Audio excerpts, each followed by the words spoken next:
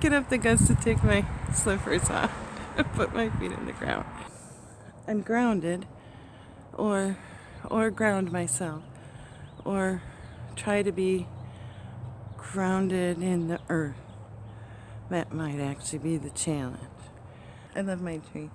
It's a big, old maple tree, and that's where we're tapping the syrup, but it hasn't been warm enough the last week, so we haven't gotten any. Well, there's a little in there, but so every week we've been getting like 3 quarts, the big ones. Is it half pints, and quarts? We've been getting 3 of the quarts, so, which is good, because my hubby has a huge sweet tooth. And yes, I'm stalling because I really don't want to take my shoes off. And it's only going to get colder. So I really should just do it and get it over with. But it is nice out here, just sitting here. And I should have came out a little earlier because the sun, now I'm blinded because I just looked at the sun. The sun is on its way down. I'll be back again with my bare feet, I guess. It's gonna be so cold. It's like dunking your head. I feel like I'm gonna dunk my head under one of those well pump things, to wash your hair when it's like spring-fed water and your head just goes numb when you're camping. That's what this feels like, just so you know. But it is nice out here, so it is a little calming. Okay, can you guys see my feet? I hope so. I have my slippers on, and I have the claw over there just to bash anybody that's going to come. No, I don't know why it's there. All right. It's really cold. Okay, let's get it. See, they're in the ground, which is frozen, but they're there. I'm hiding my toes in by, yeah, okay. I don't know how long I'm supposed to be this way, but right now, I'm not really relaxed. Just letting you know, I was more relaxed with my shoes on, sitting my big butt on the ground.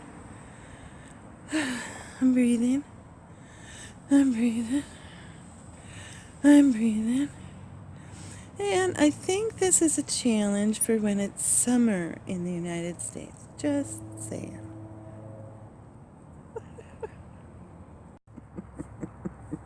So that was funny, and my feet were cold. But I have my slippers back on. But I'm still sitting on the ground by the tree, because it's actually really nice here. I like being outside. Just, I don't get out much. One fact about my feet that is kind of interesting is when I was growing up as a kid, I never wore shoes because I hated shoes. They, suffocated my feet. So they couldn't breathe, and I hated shoes. So, never wore them, except when I had to go to school, or I had to find them in the summer when I had to go to the store with my mom, shopping, all that icky stuff where you had to, behave while you were in the store, and not touch anything, which is filled with all kinds of stuff you want to touch and want, and you can't have. So, maybe that's why I don't like shopping. Maybe. Anyway.